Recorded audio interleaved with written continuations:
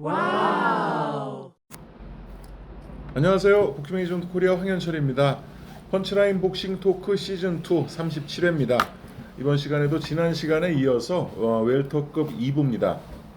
지난 시간에 그 무시무시한 그 호세 피피노 쿠에바스가 이제 도전자들을 때려 눕히면서 11차 방어전까지 하는 그 얘기를 하면서 끝맺음을 했는데 이어가 보도록 하겠습니다. 이제 80년대로 접어드니까 아마 코토바님께서 하실 말씀이 많을 것 같아요.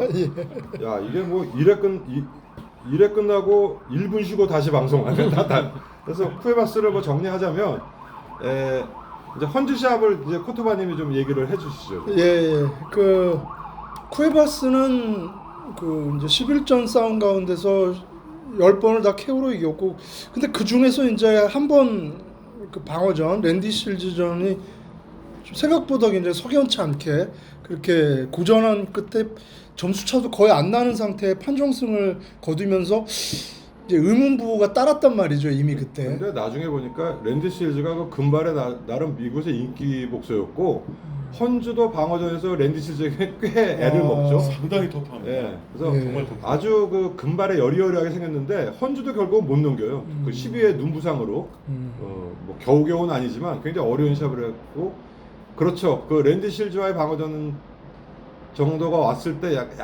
쿠에바스도 이제 어느 정도 그 뭐 에이징 커브까지는 아니지만 그 어떤 방어전의 피로감이 좀 쌓이나 보다 하는 그런 느낌을 좀 받았죠. 그 고비를 아무튼 넘기고 다음 방어전에서는 또 이제 다시 본연의 모습으로 돌아서 KO 방어를 했는데, 그 이후에 그 브론크스 짐의 디트로이트의 코브라라는 헌즈를 맞았을 때 쿠에바스도 본인이 약간 사양길에 에이징 커브를 맞았다라는 걸 느낀 것 같아요. 왜 그런 생각이 들었냐면은, 헌즈의 증언에 따르면은 조인식 때부터 쿠에바스가 자기 눈을 못 맞췄답니다. 그거 보고 확실하게 자기한테 쫄았구나, 뭔지 속된 표현으로 이제 그런 걸 느끼고 이미 자신감이 충만했대요. 그래서 그 원래는 1라운드에 쿠에바스가 워낙 강타자니까 초반은 이제 탐색전으로 넘기려고 그랬는데, 이미 기세 싸움에서 너무나 자기한테 승산이 있다라는 이 확신이 들어서 그때부터 아주 뭐 죽창 같은 원투를 날렸더니 그게 또 다 기가 막히게 다 안면에다 장렬을 하고, 그래서 이건 쉽게 끝나겠구나라는 생각으로 그냥 막 그 대시를 했다고 그렇게 증언을 하더라고요. 그 나중에 보면 헌즈 그 후에 시합에 넘어가는 거 보면 쿠에바스의 주먹이면 넘길 수도 있을 그렇죠. 것 같은데요. 제대로 맞았다면. 그 후에 뭐 헌즈가 뭐 이제 지는 경기, KO로 지는 경기 보면 쿠에바스의 주먹을 맞았으면 뭐 근데 헌즈가 맞질 않더라고요. 맞질 않고, 역시 이 주먹이 나오는 레프트훅을 여러 번 날리는데 주먹이 굉장히 위축돼 있다고 할까요? 그 전과는 달리. 그래서 이 시합은 이제 디트로이트의 어떤 축제 같은 시합이었죠. 그래서 그렇죠. 그- 힐마켄티. 8월 2일이죠. 당시에 80년도에서 그 조루이스 에어리나 거기에 뭐 무하마드 알리도 참석을 했고, 첫 번째 언더카드는 그 세라노와 우에하라.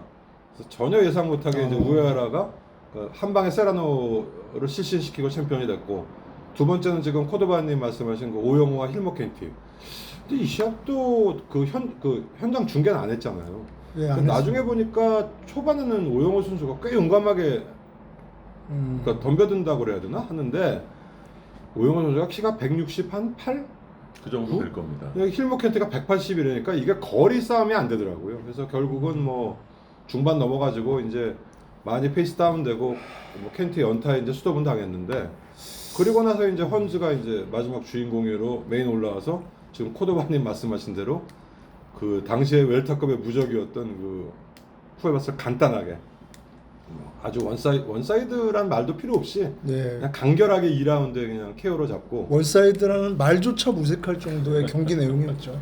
그래서 드디어 이제 그 전까지 뭐 웰터급에 물론 뭐 미국세도 강했지만 나폴레스나 쿠에바스나 어떤 이런 중남미의 어떤 그 웰터급에서 미국세로 이제 넘어가는 그 미국은 이미 카를로스 팔로미노가 이제 WBC를 잡고 근데 있다가 뭐 카를로스 팔로미는 사실 존재감이 좀 덜했죠. 쿠에바스보다. 수수하다 그래야 되나? 약간 그렇죠. 뭐 실력은 좋고 예. 방어전도 몇 차 7차까지. 7차까지 했잖아요. 근데 뭐 그 방어전 중에는 사실 그렇게 네임밸류 있는 선수는 없었지만 아만도 뮤니스를 2번 이긴 거. 그다음에 뭐 류소리 마츠도 뭐 KO로 이겼고 이제 빛나는 시합은 역시 그 존 스트레스를 이긴 거와 또 한 번 원정 가서 그 당시에 영국에 떠오르는 샛별이었던 그 데이빗 그린을 또 역시 잡아서 그러니까 그렇게 뭐 쿠에바스처럼 강렬한 맛은 없지만 내실 있는 테크니션 네, 그렇죠. 같은 테크니션인데 나름 뭐 주목도 있어서 뭐 KO 승도 심심치 않게 끌어내는 뭐 그런 선수였고 그 당시에 이제 펀치라인 보면 쿠에바스 팔로미노 누가 이기나 뭐 맨날 뭐 하면은 뭐 주로 이제 주류들은 뭐 쿠에바스가 이기는데 그 약간 그 이상한 논리를 피는 쪽에서는 뭐 나는 그렇게 생각하지 않는다. 팔로미노의 그 테크닉에 아마 쿠에바스가 뭐 그 허공만 날리다가 뭐 질 거 뭐 이런 것도 있었는데 하여간 그 당시에 많이 회자되던 그 쿠에바스와 팔로미노의 그 어떤 라이벌전이 있었는데 결국 뭐 성사는 안 됐고 그게 팔로미노의 유명세 인지도가 좀 떨어졌기 때문에 성사가 안 됐을 것 같아요. 그랬을 것 같아. 예, 팔로미노가 인기 복서였다면 그렇죠. 100번 성사되고도 나왔을 텐데 그만큼 네. 대중의 관심이 좀 받지 못하던 챔피언이 아니었나 싶어요. 쿠에바스하고 격차가 너무 인기도의 격차가 너무 심해서. 그래도 팔로미노 시합을 보면 항상 좀 안정된 예. 그렇죠. 뭐잘 질 것 같지 않은 뭐 그런 시합을 했고 이제 WB에는 이래서 이제 그 헌즈의 시대가 왔고 그 WBC 얘기 좀 해주시죠. WBC는 이제 그 팔로미노가 8차 방어전에서 그 최연소 세계 챔피언을 지낸 윌프레도 베니테스를 만나죠. 17살. 그렇죠. 이제 17살에 안토니오 세르반테스를 꺾고 세 번의 방어를 성공을 하죠. 그 후에 이제 타이틀을 반납을 하고 한 체급을 올려서 이제 웰터급 조정전을 2차례인가 가지고 팔로미노에게 도전을 하게 되는데 세르반테스에게 도전할 때는 정말 그 언더독으로 많이 치부가 됐지만 팔로미노에게 도전했을 때는 자 이건 모른다 이런 그 분위기가 많았던 것 같아요. 근데 시합을 또 페르토리코 베니테스 홈링에서 했기 그렇죠. 때문에 팔로미노로서 이제 가장 그 어떤 고비의 시합이었고 결국은 뭐 팔로미노로서는 그 고비를 못 넘긴. 근데 시합 자체는 그렇게 뭐 익사이팅하고 전혀 익사이팅과는 거리가 먼데 네. 베니테스의 진가를 보여주죠. 네, 그러니까 팔로미노의 그런 공세 자체를 너무나 쉽게 흘려버립니다. 그렇다고 해서 확실한 유효타를 베니테스가 많이 터트리는 인상적인 시합은 아니었는데 시종 우위를 어쨌든 점하면서 그 타이틀을 2체급을 재패를 하게 되죠. 베니테스가 그때 아마 이제 20살, 21살 뭐 고맘때였을 거예요.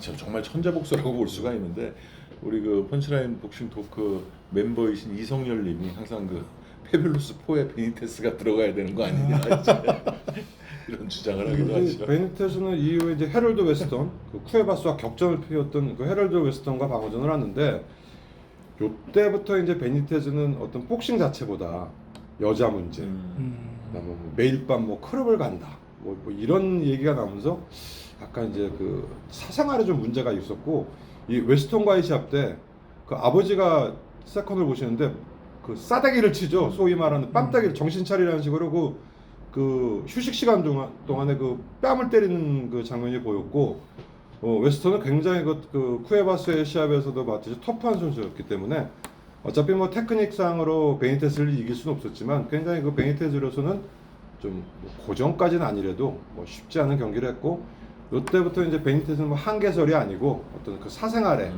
약간 그 문란함 뭐 이런 게 좀 뉴스거리가 되고 뭐 했었죠. 그러니까 너무 일찍 성공한 그 천재이기 때문에 그런 그 유혹에 쉽게 빠져든 것 같아요. 그래서 뭐 복싱 자체의 감각은 뭐 안테나란 별명 같이 정말로 그 동물적인 그 어떤 디펜스와 뭐 그 주니어 웰터급 시절에는 뭐 주먹도 꽤 있었고 했던 선수인데 어떻게 보면은 쿠에바스도 일찍 성공을 했지만 이 선수는 이제 일찍 성공을 한 데다가 약간 그런 다른 세계에 좀 더 빠져들지 않았을까. 그래서 복싱 스타일 자체가 완전히 다르죠. 쿠에바스와.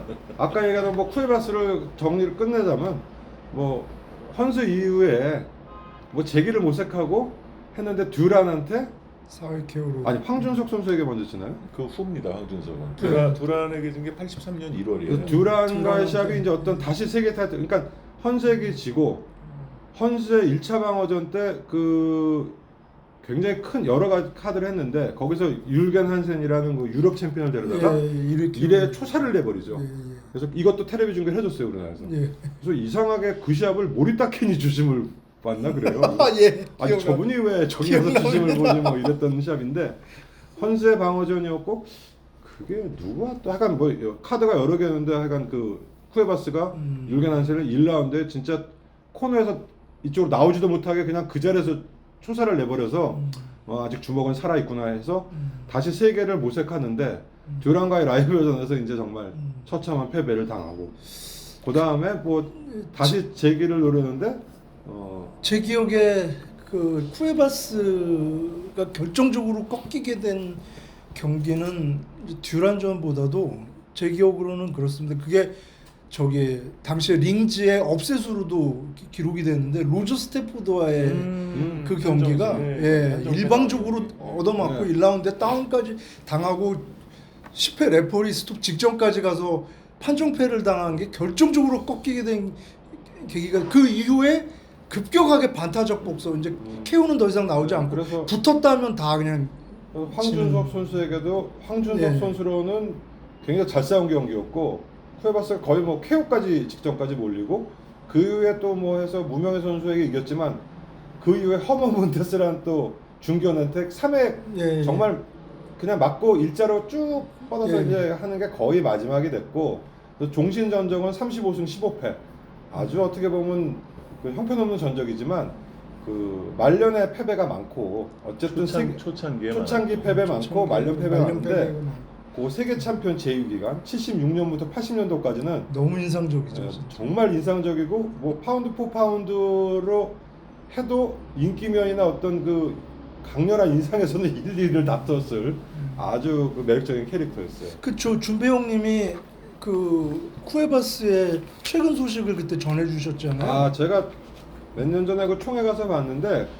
호세 피피노 쿠에바스가 57년생이에요. 예. 근데 그 은퇴 후에 지금 이제 베니테즈와 자꾸 연결을 시키는데 베니테즈와는 틀리게 뭐 여러 가지 사업에 손을 대서 굉장히 성공을 했다고 해요. 그렇죠. 지금도 그 당시 얼굴이 그대로 남아 있고 머리만 이 약간 백발 그러니까 약간 그 흰머리인데 여전히 그 과묵한 표정에 예. 그 아주 그 몸도 뭐 그렇게 뭐 바뀌지도 않고 그냥 거의 그 정도 몸매를 유지하고 뭐 아주 슈트 입고 멋있게 다니는데 아주 멋있는 그 노신사가 돼가지고 총회에 왔더라고요. 그러니까 베니테스랑 자꾸 대조돼서 이제 얘기가 되는데 아니 성격이 굉장히 고지식한 사람이었다고 그래요. 과묵하고 그 베니테스가. 예. 과묵하고 네. 고지식해서 그게 어떻게 보면 성실한 거하고도 또 네, 연동이 되겠죠. 연동이 되는 거겠죠. 예, 그래서 예. 뭐 제가 한 3년 아까 코로나 직전이니까 좀 됐구나. 그때 약간 총회를 한번 왔는데 굉장히 멋있게 그 저거 돼서 여전히 그 아우라가 있다고 그래야 되나? 여전히 그 뭐 그래서 뭐 아주 그런 총회 오면은 복서들 뭐 무지하게 막 떠들고 돌아다니고 막 그러는 인간들이 많은데 예. 여전히 그냥 조용히 그 자기 갈 때 가고 뭐 이런 걸 봤습니다. 그런 분들이 역시 잘 사네요. 그래서 사업도 그냥 성공을 해가지고 딱 그러고 다시 베니테즈로 돌아오죠 이제 또 얘기해 주시죠. 어디까지 했지? 웨스턴과의 방어전 이후에 이제 드디어 천재복서를 만나죠. 그래서 웰타급에서 그 80년대 이제 웰타급을 그 전과는 또 다른 어떤 그 수준으로 끌어올린 그 헌수와 더불어 그 끌어올리기 시작한 웰타급을 끌어올리기 시작한 슈가레이 레너드가 출연을 합니다. 얘기 좀 해주시죠, 슈가레이 레너드. 예, 슈가레이 레너드는 올림픽 금메달 리스트 출신이죠. 그리고 뭐 이미 사실은 이제 웰터급 얘기를 할 때 이미 챔피언이 아님에도 불구하고 이미 그 전사를 얘기를 해야 했을 정도의 슈퍼스타급이었고 당시에 이미 윌프레도 베니테스 만나기 전에 그러니까 대전료도 더 많이 받은 걸로. 그리고 그 전에 이제 미국에 내놓으라는 웰타급은 거의 다 깨부셨죠. 란자니 뭐 그렇죠. 저 토니 페트로넬이 저 아만도 뮤니스, 조니 겐트 그 메이웨더 아버지 뭐 웬만한 미들급의 저 웰타급의 미국 대표급들은 전부 깨고. 그래서 당시에 미국 언론에서는 이미 챔피언이 되기 전에 이미 슈가레이 레너드는 알리와 슈가레이 로빈슨을 합쳐놓은 완성체라는 얘기를 했을 정도로. 데뷔전도 꽤 많이 받았죠. 4만 불 받았어요. 데뷔전 때. 그거 엄청난 액수죠. 그 당시에 엄청난 4만 불이면 액수네요. 그냥 웬만한 세계 챔피언 그렇죠. 방어전 파이터 보다 많죠. 그렇죠. 뭐 2만 불, 3만 경량급은 뭐 2만 불 그러던 시절이니까. 네.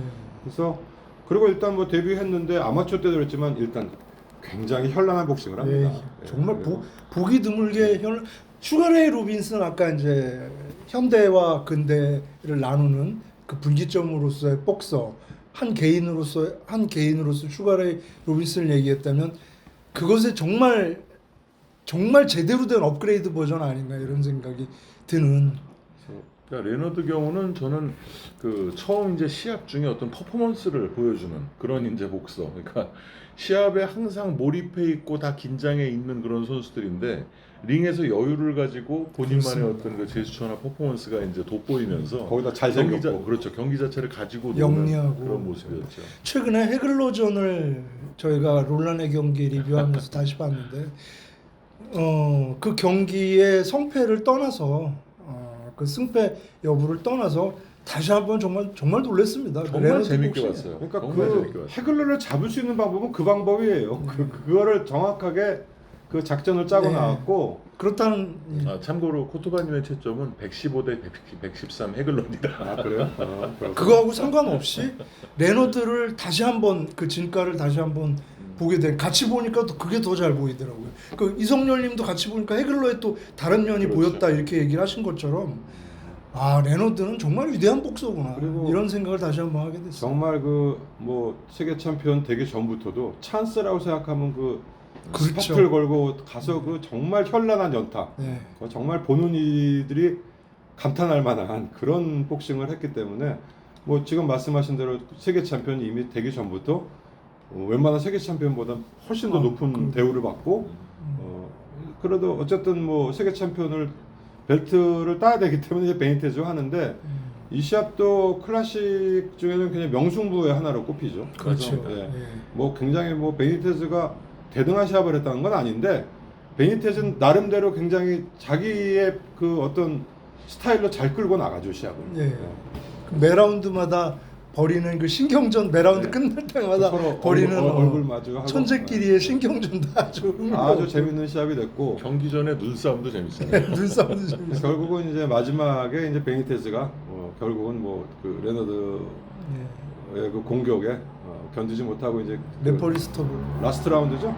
마지막 라운드 2분 59초인가 그래요? 네, 2분 59초에 카를로스 파디아가 레퍼리 스톱을 걸죠. 그래서 이미 근데 경기가 너무 현격하게 기울어서 수긍될 만한 레퍼리 스톱이었죠. 근데 시합이 이렇게 뭐 이렇게 거의 일방적이기도 하지만 그 계속 재밌는 계속 그 뭐 이렇게 흥미가 떨어지지 않는 그 나름, 긴장감도 예. 지속이 되고. 그래서 계속 그 두 선수가 계속 또 신경전도 벌리고 해서 굉장히 재밌었던 그런 시합이었고 그 시합이 그 79년 11월에 했는데 마빈 해글러와 비토 안투페르모카드와 더블 매치였어요. 네, 맞아요. 그래서 그 시합에서 이제 해글러는 무승부로 챔피언이 못 되고 네. 레너드는 이제 챔피언에 등극을 하죠. 예. 그 경기도 그 헤글러 대 비토 안투페르모 1차전도 롤란의 경기 리뷰 대상에 아마 들어갈도 좋을 경기 내용 아닌가 이렇게 생각이 되는데 왜냐면 헤글러가 해볼만하죠. 천추의 한이라고 얘기를 하기 때문에 그리고 그 경기 이후로 레너드전이 이게 이렇게 이제 연속이 돼서 나는 링을 떠나겠다 이렇게 선언을 했으니까 그러니까 헤글러는 안투페르모와 1차전 이후에 나는 이제 판정은 안 본다. 앞으로의 시합은 전부 KO만 있을 것이다. 심판들의 뭐 판정에 뭐 기대하지 않겠다. 뭐 그러면서 멘트를 했고 그 시합은 뭐 안투페르모가 잘했죠 작전을. 예, 그 엉기는 복싱으로 예, 예. 그냥 뭐 특히 후반에 사실 헤글러의 공격을 그 제대로 받지는 않았어요 안투페르모. 그 물론 뭐 헤글러가 공격적이긴 했지만 헤글러 공격 제대로 받았으면 안투페르모가 못 견디죠.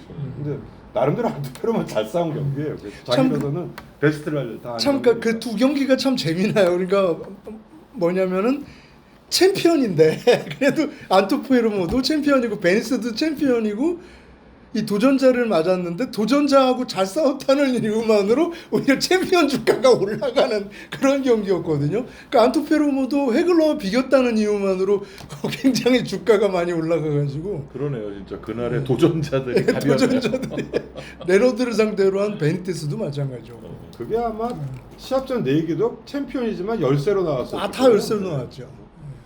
그래서 어쨌든 이 레나드가 이제 WBC, 그다음 헌즈가 WBA 챔피언이 되고 이제 각자 좀 방어전을 하고 근데 레나드는 이제 레너드가 그 타이틀을 따서 그 헌즈가 타이틀을 딸 때는 WBC 챔피언은 두란이었습니다. 그러니까 6월달에 두란에게 타이틀을 날려버리기 그렇죠. 때문에 예. 그 사이에 헌즈가 챔피언이 되고 11월에 이제 두란을 꺾고 다시 복귀를 하죠. 그래서 레나드와 듀란의 1차전은 레나드가 1패를 당하면서 레나드에게는 제 생각으로는 굉장히 좋은 경험이었다고 생각을 해요. 그래서 두란이 정말 잘 싸웠어요. 네, 정말 잘 잘 썼습니다. 왜 두란인지를 알 수 있게 예, 해준 맞습니다. 경기 같아요. 정말 깜짝 놀랐어요. 그리고 뭐 저번에 이성열 이사도 그 얘기를 하던데 뭐 이기고 이제 끝나고 이렇게 레나드가 약간 이제 그 승리의 포즈 같은 걸 취하니까 막 레나드가 와서 네. 막 승질 부리듯이 듀란이. 듀란이 팔 내리라고. 누구한테나 그러더라고요. 베글러한테도 그렇고 베니테스한테도 베니테스한테도 그렇고. 근데 그러니까 자기 정신 그 어떤 그 나름 그 시합에서 자기 스스로가 최면을 거는 것 같은. 그러니까 링 바깥으로 나가면 뭐 동료고 친구가 될 수 있지만 링 안에서는 무조건 원수라고 생각을 하는 것 같아요. 보면. 그러니까 그 어떤 그 킬링 인스팅, 그 살인 본능을 갖고 시합을 하는 것 같고. 그래서 듀란 레나드의 1차전은 정말 예상치 못했던, 아무도 예상하지 못했던 그런 시합이 됐고 2차전에서는 뭐 그 유명한 또 노마스 하면서 그 다시 레나드가 챔피언이 됐고 레나드는 그 듀란에게 1패 나면서 좀 더 성숙해진 그런, 그때까지는 정말 그 파죽지세로 올라가다가 약간 한 고비가 꺾였지만 그게 결국은 뭐 상처가 되지 않고 더 좀 성숙해진 그런 거였고 지금 뭐 황 대표님 말씀대로 이제 헌즈는 차근차근 이제 방어전 수를 쌓아나가고 있었죠. 그래서 준배형님, 근데 그 헌즈로 다시 돌아오기 전에 그 잠깐 여담처럼 그 노마스 사건 네. 도대체 그 진짜 이유는 그거는 뭐였을까요? 제 생각에는 뭐 위각 뭐 경련이 났다 그런 건 나중에 꾸민 거고 듀란이 지 마음대로 안 되니까 승질 나가지고 그냥 얼떨결에 돌아서 버린 것 같다. 에이 그냥 지 승질을 지가 못 이겨가지고 약간 그 타이슨이 안 풀리니까 홀리필드 귀물어 뜯듯이 그 성격들이 보통들이 아니잖아요. 그러니까 지 승질 지가 못 이겨서 그게 아무래도 위경련이 일어났겠어요. 그러니까 그건 나중에 지가 그냥 구실 하나 붙인 거고. 근데 1차전에 그 냉정한 진짜 그 작전 복싱을 한 승부사의 기질로 보면은 그렇게 갑자기 자기 뜻대로 안 풀린다고 경기를 포기해 버린다는 게 납득이 안 가는. 2차전은 레나드가 완전히 이제 듀란 어느 정도 파악하고 뭐 이렇게 우세한 경기라기보다 농락하는 것 같은 계속 느낌을 주니까 그러니까 붙어주질 않고 그러니까 좀 아웃복싱의 진수를 보여주니까. 그리고 약 올리잖아요. 뭐 얼굴 갖다 대니까 듀란 그 성질에 그러니까 XX 하면서 그냥 돌아서 버린 것 같아요. 그래서 뭐 유경련 그거는 나중에 아니 왜 이렇게 돌아다니까 지가 만들어낸 것 같고 그 승질을 지 승질 지가 못 이겨가지고 데미지 받은 건 없거든요 사실. 그러니까 지가 마음대로 안 풀리니까 얼떨결에 그냥 그 뭐 뒤 생각 안 하고 그냥 승질 나가지고 돌아서 버린 것 같아요. 그러니까 약간 왜 타이슨이 홀리필드하고 하는데 홀리필드가 2차전에서 끌어안고 짜증 나니까 뭐 처음부터 내가 귀물어 버려야지 하고 안 나오고 지승질 지가 못 이기는데 앞에 귀가 있으니까 그냥 뜯었듯이 2차전은 뭐 듀란이 그냥 지승질 못 이겨서 그런 것 같아요. 근데 이제 하도 그게 가장 정설 같네요. 비난을 많이 받고 그러니까 내가 승질나서 그랬다 그러면 좀 말이 안 되니까 뭐 위경련이 일어나서 뭐 시합을 못할 상황이었다는 거는 나중에 그냥 변명이고 하도 비난을 많이 받으니까 그런 것 같고 내가 볼 때는 그냥 그 순간에 그 어떤 승질을 참지 못해가지고 안 풀리니까 그냥 그렇게 뒤 생각 안 하고 그냥 그냥 집어쳐 막 이렇게 된 것 같아요. 어떻게 보면 두란 나왔어요. 그러니까 듀란이니까 그럴 수가 있는 거예요. 팔로미노 절대로 그렇게 안 해요. 네. 근데 생전 레너드가 그 경기는 정말 그 시대로서는 듣도 보도 못한 스타일로 경기 운영을 한 거거든요. 그러니까 그렇게 지금 하는 선수들이 많잖아요.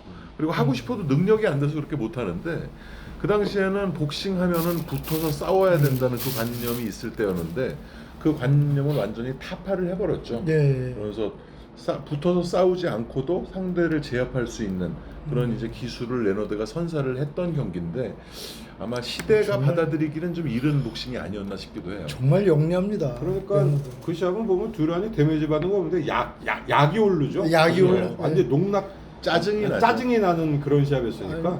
듀란 성격에는 네. 뭐 충분히 그러고는 남을 것 같아요. 나는 그래서 복싱 팬들도 지금 준배 형님 말씀하신 대로 약이 올라서 포기했다 약이 이렇게. 그러니까 승질이 지승질 지가 못 이겨서 그냥 그런 것 같고 음. 어쨌든 이제 이래서 정말 웰타급에 그 두 거성이 이제 그 통합전 얘기가 이제 태도가 되고 역시 프로의 세계는 돈이 되니까 이 당시에 화이트머니를 꽤 많이 받죠. 두란과 첫 대결할 때 이제 1,000만 불 시대를 열었고요. 그래서 1,000만 불씩 각자 받았고 레너드와 헌즈가 붙었을 때 1,000만 불 플러스 알파였어요.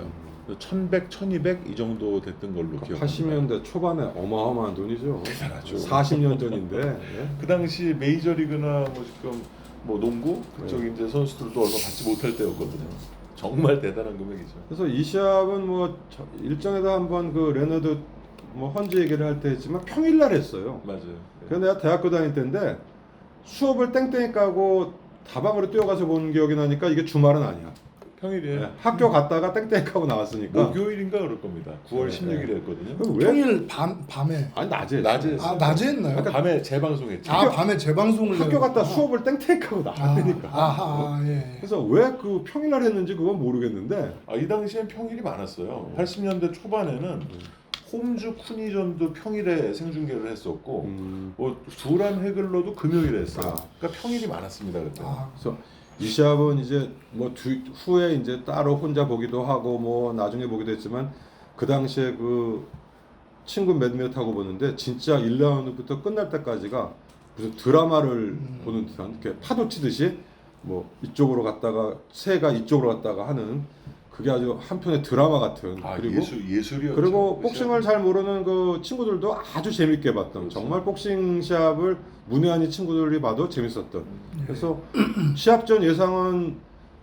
어쨌든 레나드는 듀란에게 1패에 상처가 있었고 헌즈는 그때까지도 그냥 파죽지세의 연승이었고 뭐 신체적 조건이라든지 어떤 펀치의 파괴력 뭐 여러 가지를 봤을 때 헌즈의 약간 우세 뭐 이런 예상평이 됐고 시합은 정말로 그 초반, 중반, 후반이 이렇게 나뉘는 그래서 어느 순간에는 레나드가 곧 KO 당할 것 같은 위기에도 몰리고 또 눈도 많이 그 부상을 입고 또 어느 순간에는 헌즈가 좀 페이스가 떨어지니까 또 그 레나드의 반격이 있었고 아주 해서 그 아주 드라마틱한 그 파도 치듯이 아주 그런 아주 명승부 지금도 아마 웰터급의 명승부 꼽으라면 1, 2위 다툴 것 같은데. 웰터급뿐이 아니라 뭐 복싱 클래식 중에 하나죠. 그렇죠. 그러니까 이 시합은 보고 나서 느낌이 아 정말 재밌다. 뭐 그랬던 느낌이 났던 시합인 것 같아요. 그래서 최고의 그 테크닉과 최고의 어떤 그 모든 그 복싱의 모든 최고의 그 능력을 가진 두 선수가 정말 후회 없이 그 맞닥뜨렸던 그런 경기였습니다. 그 당시에는 저는 그 한국 사람들이 조금 그런 기질이 레너드 같은 스타일을 조금 얄미워하잖아요. 그래서 헌스를 이제 응원하고 이제 그렇게 했는데 요즘 와서는 좀 취향이 많이 바뀌었어요. 그 레너드 복싱을 이렇게 보면은 아 정말 그 감탄 저게 복싱이지 이런 생각이 들고 거기다 이렇게 스마트한 두뇌 복싱과 경기 운영과 그거를 또 소화해내는 이 바디 웍이나 이런 게 정말 천부적인 목소구나 이런 그리고 생각이. 이제 그 당시에는 어떻게 보면 레나드는 그냥 내추럴 웰타고 헌즈는 사실 웰타급 체형이 아니잖아요. 그러니까 약간 만화 주인공 같은 결국 뭐 라이트 헤비급까지 뛰었으니까 그래서 굉장히 그 마른 것 같은데 근육질에 팔도 뭐 그 프리가 스타일 프리가 잽을 날리는 비정상적으로 긴. 그리고 다리도 정말 사람 다리 같지 않은 그러니까 아주 그 희한한 캐릭터고 뭐 전적 자체도 레나드보다는 상대적으로 KO율도 굉장히 높았고 또 무패였기 때문에 그런 체형인데 그 KO율이 90%가 넘는 그런 하드펀처고. 그러니까 어떻게 보면 레너드가 약간 얄미운 것도 있으면 헌즈가 약간 그 상상 속의 그 그렇죠. 폭소 같은 네. 그런 캐릭터였기 때문에 그 헌즈가 글쎄. 그런 것도 재밌잖아요. 그 저기 아마추어 전적이 100 몇 승에 KO가 12KO밖에 없는데 브론크스즘에 와가지고 에마뉴얼 스튜어트의 그 조련을 받으면서는 크롱크짐이죠. 크롱크즘.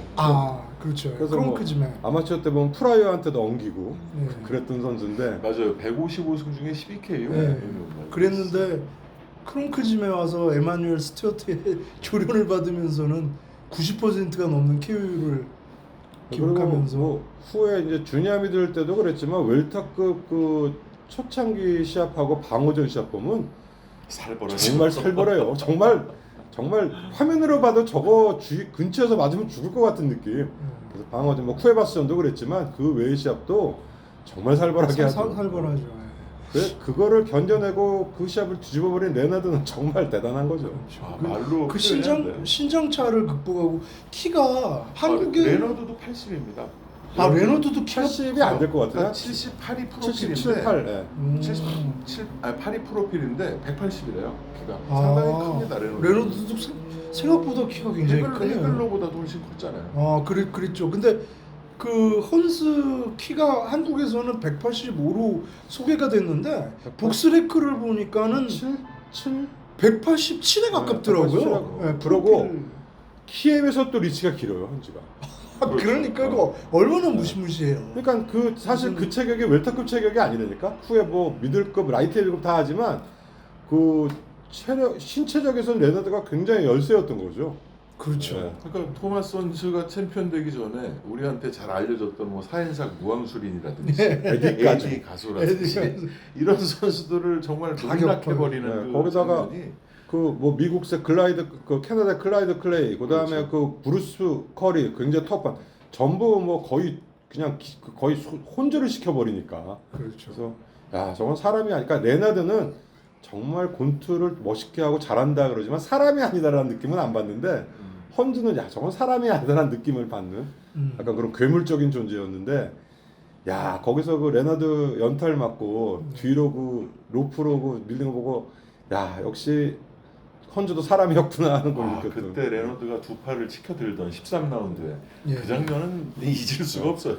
그러니까 그 약간 제스처 쓰는 것도 그렇게 멋있게 써야지 되지도 않는 제스처 쓰는 거면 정말로 그 제때 아주 그 적소에 아주 멋있는 포즈로. 그래서 예. 복싱 센스죠. 예, 승리를 확신한 듯한. 그리고 자 이제부터 시작이다 그러고 연타를 때리는데 연타가 들어. 자 이제부터 시작하겠습니다 하고 때리듯이 때리는. 그럼 헌즈는 그걸 또 견뎌내고 또 로프에 몰려서 정말 견뎌내다가 못해서 링줄 밖으로 상체가. 근데 그런 명승부에 참 언밸런스하게 그 주심이 시합을 말릴 때는 진짜 무성의하게 말려버리잖아요. 갑자기 그냥 뭐 근데 제스처도 그게 별로 되게 없어요. 언밸런스한데도 조화가 잘 맞아요. 그런 무덤덤하게 세계의 대결이었는데. 참 그 준배형님 그것도 궁금한데 그 헌스가 링줄 밖으로 상체가 이렇게 나갔잖아요. 네. 당시 연타를 맞고 그 경우에는 레퍼리는 어떻게 하는 게 스톱시키고 지임으로 집어넣어야지.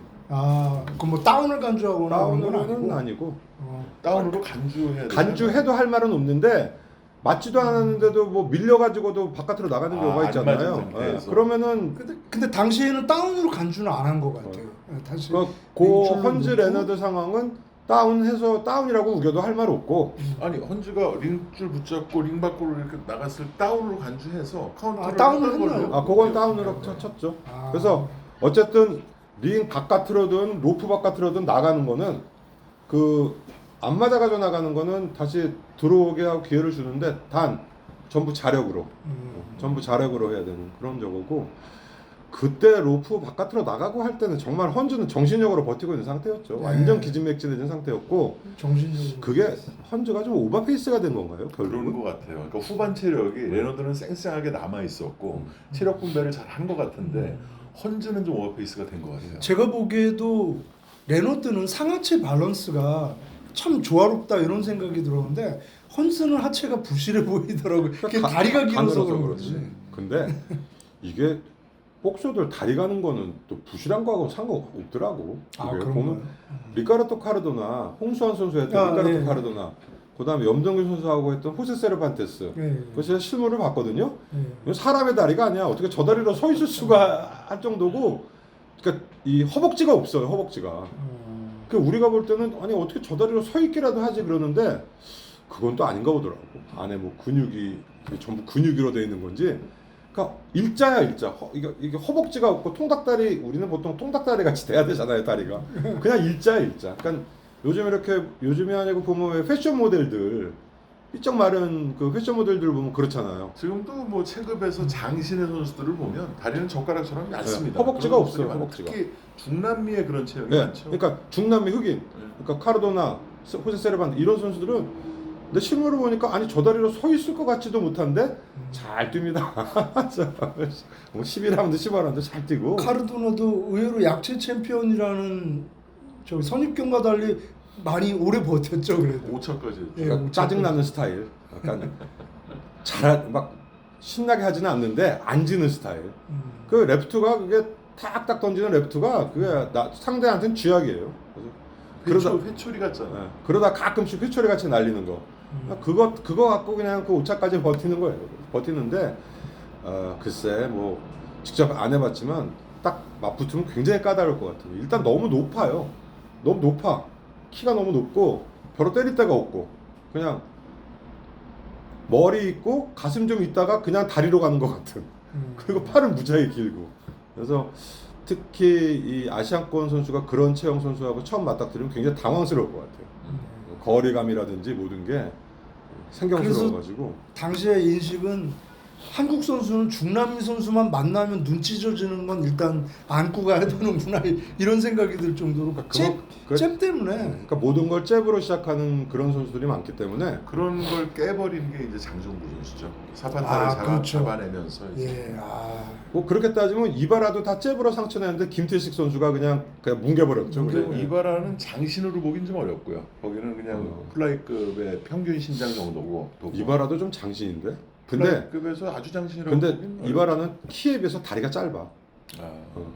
근데 이바라도 뭐 곤자레스하고 할 때도 보면 굉장히 나름 뭐 플라이급에서는 큰데 그 잽이 라시아르가 들어가질 못하잖아요. 그 잽에. 그렇죠. 근데 김태식이 라시아는 또 워낙 작고. 김태식이 그걸 뭉개고 들어가 버렸으니까 그래서 중남미의 그 지금 말씀하신 그 테크니션들의 잽은 동양권 선수가 처음 접하면 굉장히 좀 어려울 수 있는 그. 근데 요즘은 일본 선수들이 잽을 그렇게 쳐요. 그런가요? 기량이 너무 많이 올라와서. 예, 그게 기량의 지표인 것 같습니다. 그러니까 이게 잽과 바디 공격 이 부분이 이제 정상 궤도에 올라왔어요. 그러니까 이번은. 원래 일본 선수들이 옛날부터 그 바디 공격에 많이 당했거든요. 그렇죠. 상대적으로. 근데 지금 바디들을 다 잘 치더라고. 4라운드 선수들도 기가 막히게 쳐요. 그리고 박종팔 선수가 레프트 보디블로 치는 것처럼 쳐요. 그리고 지난주에 그 황 대표님이 중계하신 자니백.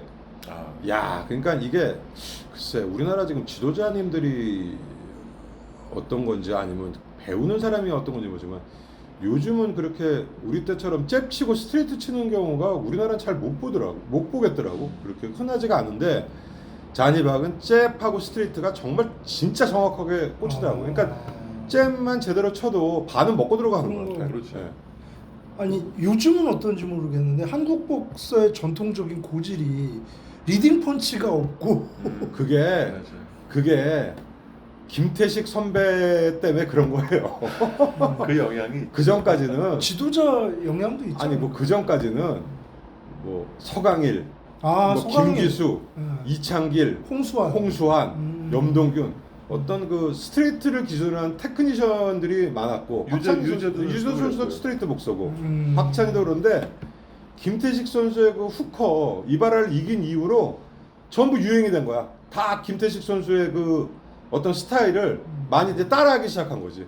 그리고 사실 그 공격이 그 속된 말로 쇼부는 빨리 나거든. 그리고 팬들이 보기는 좋죠. 그리고 정말 호쾌하거든. 그래서 어떻게 보면 사실 우리나라 복서들은 일본도 마찬가지지만 그 스트레이트 정통파 선수들이 어떻게 보면 줄을 이뤘고 가끔가다 탱크 같은 선수가 있었지만 주로 줄을 이루는 거는 뭐 세계 챔피언 아니면 고생근, 뭐 구상모 다 인기 복서들을 보면은 뭐 안 그런 선수들은 대개가 다 그 김하경, 다 최충일, 오영세 뭐 다 이렇게 어떤 스트레이트 기반 그게 물론 아마추어에서 넘어온 영향도 있지만 했는데 태식이 선배 이후로 이제 후커들이 많아지고 요즘은 이렇게 시합장 가서 보면 잽 날리고 스트레이트 치는 경우가 그렇게 많이 못 보는 것 같아 주로. 네. 네. 그래서 뭐 물론 지금은 뭐 세계적인 추세도 뭐 잽 치고 스트레이트 치고 뭐 그 다음에 훅 치고 이거는 아니지만 그 주로 펀치가 이렇게 꽂게 나가는 것보다는 휘어 나가는 주먹들을 많이 보는 것 같아요 요즘. 특히 우리나라 복싱에서. 근데 일본 선수들은 아예 또 기본적으로는 잽 스트레이트 가르치고 바디 공격이 진짜 황 대표님 말씀하신 대로 일본인들이 많이 좋아했어요. 그러니까 항상 옛날부터 우리나라 일본 선수들이 이제 뭐 시합을 하면 해설자가 한 얘기가 너무 얼굴만 노린다. 그러니까 일본 애들도 그랬거든. 배 치는 걸 잘 못 쳐가지고 얼굴만 많이 노렸는데 요즘 일본의 정상급들 보면은 정말 배들 잘 치더라고요. 맞아요. 자, 다시 토미 헌스랑 레너드 전 경기 얘기로 돌아서 요 얘기를 결부지어서 얘기하면은 양 선수가 끝나고 서로 종래의 어떤 예와는 달리 서로 막 격찬을 막 하거든요. 서로의 복싱에 대해서 아 진짜 헌스는 정말 위대한 챔피언감이고 자기는 정말 이렇게 어려운 상대를 만나서 이렇게 좋은 승리를 했다는 거에 대해서 굉장히 기쁘다고 그랬고 헌스도 레너드에 대해서 아주 뭐 극찬을 하고 그랬는데 레너드의 헌스전 평 중에 되게 이제 기억에 남는 게 지금 요 얘기하고 관련해가지고 자기가 헌스의 리딩 펀치에 굉장히 고전했다는 거예요. 그 리치 차이에서 오는 그렇죠. 그 레프트 잽에 왼눈이 다 감기다시피 했잖아요. 네. 그래서 다시 한번 그때도 어린 나이였는데 야 이게 한국 복서들도 이렇게 레프트 잽을 잘 치고 이래야 성공하는 거 아니? 레너드 전 그 평을 보니까 그렇더라고요. 그 헌스전에 대해서 그 초반에 기억에도 헌스의 레프트 잽이 많이 들어갔어요. 레너드 점수를 앞면에. 많이 잃었죠 레너드. 그렇죠. 예. 그래서 일단 그 시합은 레너드나 헌즈나 상대방을 막 비방할 인성이 아니에요. 둘 다 인성이 좋은 편에 속하고 누구라도 그런 시합을 자기가 했으면 정말 후회 없는 시합을 했으면 상대에 대한 리스펙트도 생겼을 거라고 생각을 해요. 그럴 수밖에 네. 없죠. 정말 나도 후회 없는 시합을 했지만 쟤도 후회 없는 시합을 했다고 생각을 하면 그냥 뭐 누가 시키지 않아도 그 상대에 대한 리스펙트는 있을 거라고 생각을 하고 예. 그 코도바님 말씀대로 레너드가 그 높이에서 날리는 잽은 그때까지는 경험을 못 해봤으니까 예. 당황스러웠을 거고 그러니까 지금 뭐 그냥 중간중간 얘기하지만 그 중남미의 그 아주 장신의 선수의 그 잽은 그거 안 겪어보고 경험 별로 안 해보면 상당히 그 좀 혼란스러울. 그러니까 이승순 선수도 후에 또 얘기가 잠깐 나오지만 브릴랜드의 그러니까 좀 웃기는 얘기로 저기 브릴랜드 서 있어서 주먹 여기까지 안 달 것 같은데 와서 맞아버리니까 그 어떤 긴 리치의 그 거리감이 그 평소 때랑 틀리기 때문에 뭐 레너드도 헌스와 이제 그런 좀 당황을 했으리라고 생각은 하죠. 그렇지만 서로의 그 존재감 때문에 그렇게 큰 돈을 받고 경기를 할 수 있잖아요. 그러니까 레너드든 헌즈든 아마 동시대에 그냥 상대방이 없었다면 뭐 강한 복서로 인정은 받았겠지만 큰 돈을 받는 빅매치는 벌어지지 못했을 거고 로베르토 듀란도 라이트급 시절에 극강의 챔피언이었지만 뭐 돈을 많이 만지지 못했고 웰터급으로 올라오면서 이제 라이벌 구도 형성되면서 그때부터 그 빅매치가 이제 많이 됐듯이 서로의 존재감에 아마 감사하는 부분도 분명히 있을 것 같아요. 아, 물론 이게 그래서 그렇겠죠. 어쨌든 레너드 헌즈전으로 인하여 그 알리 은퇴 이후 뭐 홈즈가 세계 챔피언을 하고 있었 이제 홈즈가 챔피언 되기 직전인가? 하여간 헤비급이 굉장히 혼란스럽고 미국의 어떤 그 주류가 헤비급에서 무너진 시점에 웰터급이 아직 해글러는 출연을 안 했고 웰터급이 굉장히 그 핫하게 떠오른 거죠. 그러니까 아주 주류로 미국에서 그러니까 메이저링 라스베가스 시저스 팰리스에서 그래서 아주 그 웰터급이 어떤 그 당시에는 복싱의 그 제일 중심에 서 있는 그런 체급을 만들게 한 게 헌스 레너드였죠. 그때 시작돼서 웰터급에 대한 관심이 지금까지 이어져 온 것 같아요. 네, 그렇죠. 한 번도 그 가외로 벗어나서 소외된 적이 없었어요. 그리고 이 이후로 이제 계속 얘기를 하겠지만 정말 그 캐릭터 강한 아주 강한 선수들이 그 지금까지도 이제 계속 출연을 하고 중간 중간에 또 그들끼리 붙어서 아주 그 빅매치가 이루어지고 또 후에 나중에 얘기했지만 뭐 그 호야 카티 뭐 트리니다드 바르가스 이런 시합들은 뭐 물론 바르가스 트리니다드는 주니어 미들 시합이었지만 어차피 두 선수 저 트리니다드 웰터급으로 볼 때 그 시합은 정말 2000년대 들어서면서 정말 재밌었던 시합이 다 웰터급에서 또 일어났고 그러니까 그만큼 좋은 호적수가 있었기 때문에 또 그런 좋은 카드가 계속 성사될 수 있었던 게 웰터급인 것 근데 같아요. 그 웰터급이라는 체급이 그런 선수가 계속 나올 수밖에 없어요. 그 체급 자체가 지금도 정말 걸출하는 슈퍼스타가 그 테렌스 크로포드가 네. 이제 4대 기구를 통일했는데 에롤 스펜스와 이제 4대 기구 통합전이 얼마 전에 있었잖아요. 그러니까 이런 그 구도가 계속 나올 것 같아요. 그래서 뭐 크로포드는 지금 이노우에하고 그 파운드 포 파운드 1위, 2위 서로 왔다 갔다 하는 저거고 뭐 자론 애니스랑 또 아주 그 초강자가 지금 기다리고 있고 에럴 스펜스는 뭐 주니어 미들로 붙자 그랬다네. 아 그렇게 될 가능성이 높아요. 2차전은 아마 그렇게 할 그리고 겁니다. 또 하나 강자였던 그 버지로 오르티즈는 계속 시합 캔슬되다가 1년이 넘게 쉬고 슈퍼 있어요. 헬터로 올라가 체급 올린다 그러더라. 그래서 웰터급 포기. 그건 뭐 나중에 얘기하고 자 이제 또 레너드랑 헌즈 얘기랑 쿠에바스 베니테스 잠깐 얘기하고 나니까 한 시간이 갔습니다. 근데 그 네 명은 100년이 지나도 웰터급에서 얘기할 때 빼놓을 수가 없는 존재들이에요. 그렇죠. 네. 그래서 뭐 베니테즈는 뭐 약간 그 웰터급에서 세는 강하지 않더라도 어차피 그들을 연결하려면 베니테즈가 또 있어야 돼요. 예. 항상 어떤 그 맞아요. 징검다리 같은 역할을 하기 때문에 아무래도 진짜 그 웰터급이 슈퍼 체급으로 자리한 그 엑기스를 오늘 얘기한 것 같은데 네. 자 복싱 토크 웰터급 2부는 여기서 줄이도록 하겠습니다. 코토바님께 엔딩 부탁드립니다. 예, 그 복싱 토크 재밌으셨나 모르겠네요. 저희 그 같이 재밌게 지금 얘기 나눠보고 있는데요. 아무쪼록 즐거운 시간 되셨기 바랍니다. 예, 감사합니다. 감사합니다.